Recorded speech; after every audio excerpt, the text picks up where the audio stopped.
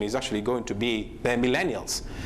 That means that these are the people that were, when they were born, they already were living in an IT environment. They already, internet and information technology was very much up there already.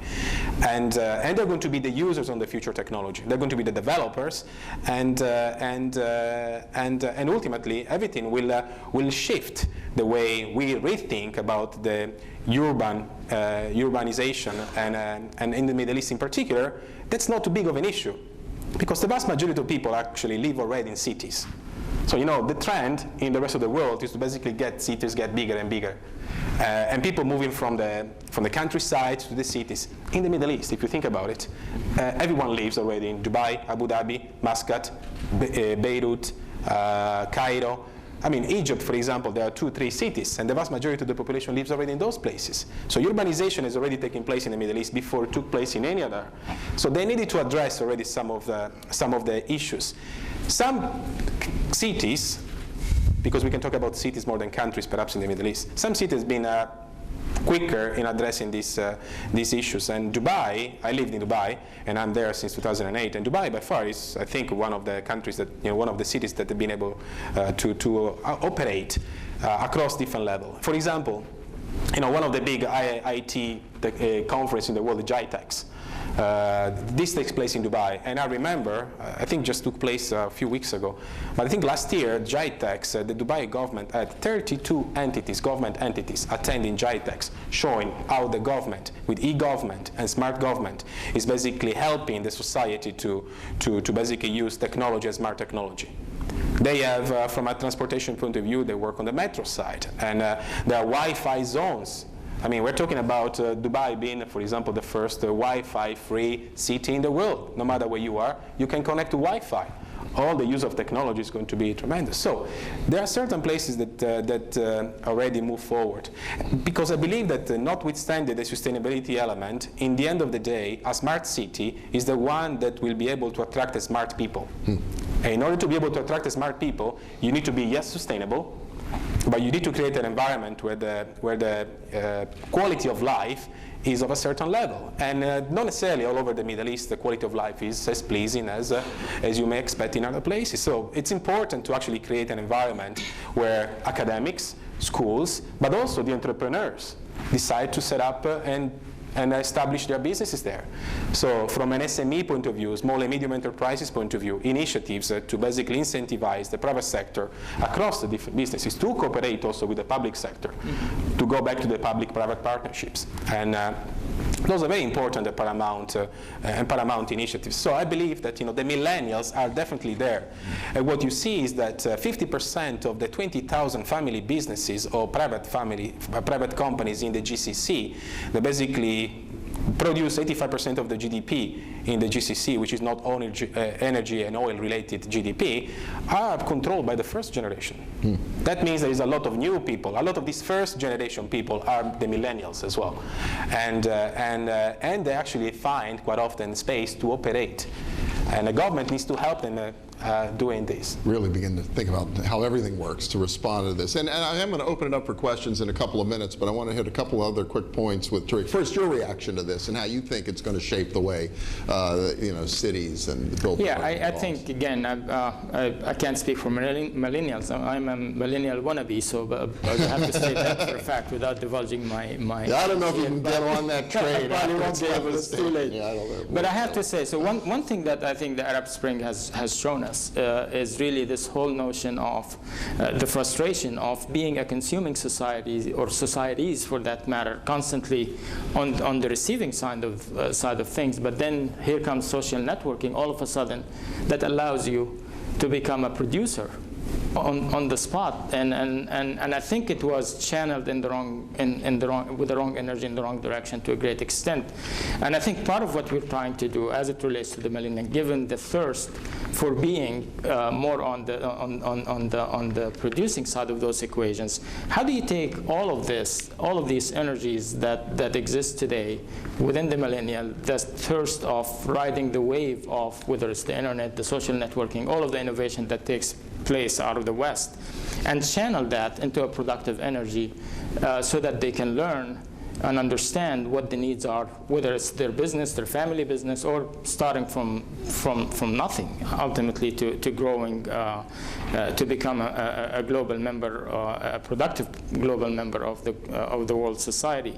I think one of the key challenges that we face in the Middle East, or the Middle East faces, I mean, I live in the United States, but I still have a lot of ties over there, is seeing all the sea change that happens everywhere and not being able to connect to it and constantly feel that you're behind the eighth ball, if you will. And I think that's hopefully the next generation of adapters of those technologies will figure out how to use those technologies and create businesses. And given that the internet, I call it the greatest equalizer.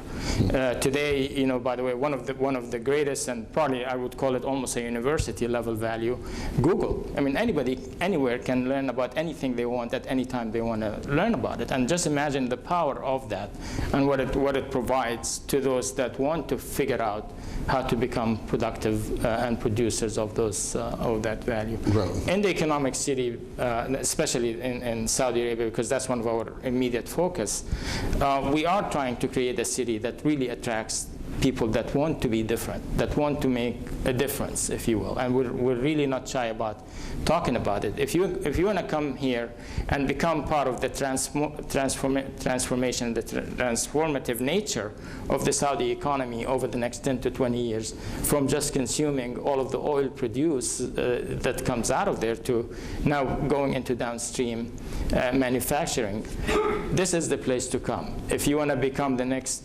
entrepreneur that wants to figure out how to become a great YouTuber, one of the best YouTubers in the world, this is the place to come. We're going to put resources behind you to help you build an enterprise and want you to grow with that. Or if we're bringing, some of our projects are basically bringing industries from the United States or from Europe, with the mindset that it is going to be an owner-operator in partnerships with and joint ventures with many of those producers, but ultimately with the goal that you create high-growth enterprises that spin off competing or complementary products by that generation of users. So again, create essentially that whole cycle of innovation, or at least enable a cycle of innovation in partnership with the rest of the world. Oh, exciting stuff, a lot of potential. Professor Volker, I want to come back to you before we open it up for questions, because I do want to show a couple of the slides. We flashed them up here. This is a community in Germany that, in your view, is doing it right in terms of how you organize places where people live. There's a good example. Where is that? That's in Freiburg, and it's the Vauban neighborhood with 6,000 people, with the highest integrated different income groups, different age groups, and as you can see, the children are the ones who control the street. And the cars can only drive at children's speed. Oh, really? The speed and they are limit not is allowed, yeah, children's speed, and they are not allowed to be parked there, only to load and unload, okay? And they have 135 cars for 1,000 people. In America, the average is 700 cars for 1,000 people. And they are having very good public transportation, and they have a good, also, train connection. And so you can go from there to Paris, you can go to Madrid even, you know, with a train if you like. And you can do that going there to Paris, say, within 3 hours. So global connectivity within walking distance of your house, basically, and right? to park your car, you have to buy a parking spot. $50,000. Oh my gosh. So that's why they say we don't need a car. We can be very well coordinated. Now, I think there's another slide there too. Oh, That gives you a little sense of how the people are actually living. And you can so see. bicycling and children, then no runoff water. No runoff water. No so combined it's all sewage. green infrastructure. And yeah, and you can see about what happens to the the wastewater shale, when it you know, rains. and then you can see the roofs are green, and also next slide, you can go quickly. And it has the highest biodiversity. And it was actually, and this is why it's important to me too, and I'm from Germany, as you know, originally, and this was a Nazi barracks. And it was converted into a good community. So it's like an old military base is what it was? Yeah, but Nazi military base, Okay. not just any military base. And so the French took it over and they called it Vauban, and then when they left, it became this community. So you just keep going quickly. Yeah, one more shot there. Well, this and then you shows can see the biodiversity of southern Germany. It's higher than in the Black Forest. Next. More biodiversity in that little community than in the Black Forest. Yes, and you can see what it looks like, and you can imagine what it feels like to live there. But do people like to live there? Is there it's extremely. They really seem to enjoy it. It's a huge example for many, many towns in southern Germany. And I took the mayor of Pittsburgh to see these kinds of things, and it changed his also furthermore to the right direction his vision of the future. Wow. And 160 years ago, an American philosopher, Henry David Thoreau, said, "It's not what you look at, it's what you see." And this is what we have to do together. And I think this is why this collaboration with the Middle Eastern Institute is extremely important, because it's multidimensional. It's social, economic, environmental, but also human health and future job creation opportunities. And so the collaboration that we can pursue is very important, and we are visiting professors in China and India and elsewhere, and the point is now we have an opportunity to really collaborate also in the city of Pittsburgh to make best practices happen with the master planning of the former civic arena, with the EIC, you know, maybe the Energy Innovation Center, which is extraordinary. This is important. A project here in Pittsburgh. It's a very $70 million renovation of an existing school with very advanced energy and environmental systems. So we want to be on the cutting edge. I want to open it up. We've got a few minutes for questions, and I can't imagine that folks here don't have a question or two for the panel. It's been a pretty fascinating conversation. Yeah, how about over there?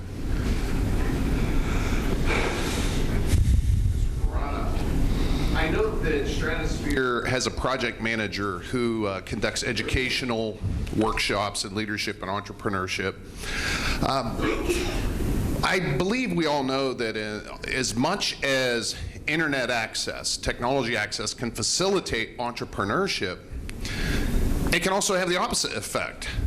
It can leave many people behind who don't have the economic means to get on that train, if you will.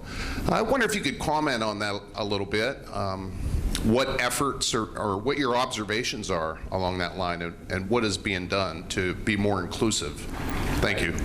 So there is this misperception about entrepreneurship, that it's all about how much money is available, and that's a great myth about, actually, when it comes to entrepreneurship. Entrepreneurs, by the way, start with the means at hand, whatever those means are. So they look first at what do I have today, and that's really my starting base.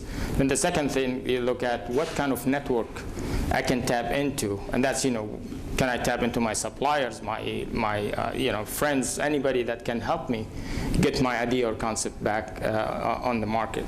And then third, it's really all about, which is probably the first one that they think about, is what is it? Is it something that I really believe in? Is something that I'm going to have the desire to stick it through? None of these, by the way, are financial, as you can see. So from an entrepreneurship standpoint, if people understand really what entrepreneurship is all about, it's a very elevating experience in more than one way.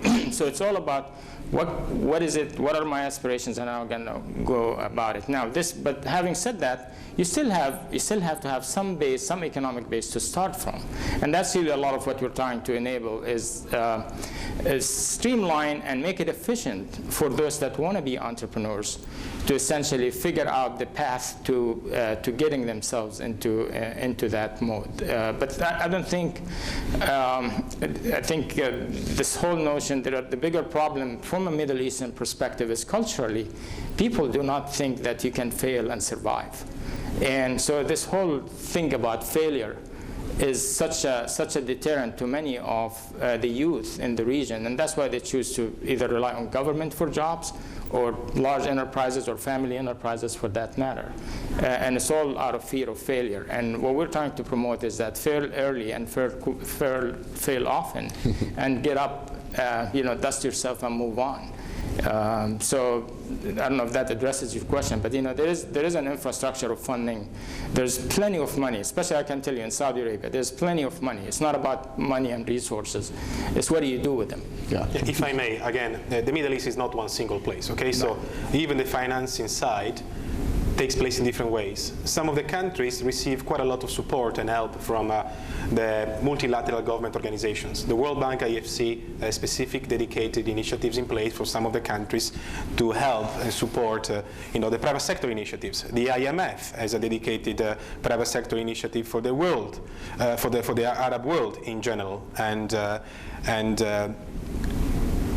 Above and beyond that, ultimately you also have the governments in some of the countries that actually step in with subsidies. And there are initiatives, for example, in Abu Dhabi, the Khalifa Fund, that specifically focus on entrepreneurship type of initiatives. So you have access to capital. Again, depending on the country, you have different ways to access that capital. And on top of that, you also have a very, very strong merchant families and private sector that actually operate through private equity initiatives. Right. And you will find plenty of money in the Middle East across the countries. It doesn't matter if you're in Egypt or if you are in Jordan or somewhere else. You will find plenty of initiatives there. And quite often, it doesn't matter where you're from as well.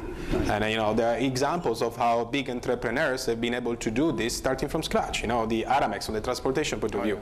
That's Jordanian. It's Jordanian, that basically develop capabilities, and there it was a very innovative way of doing that. On top of that, quite often for the larger projects, in order to avoid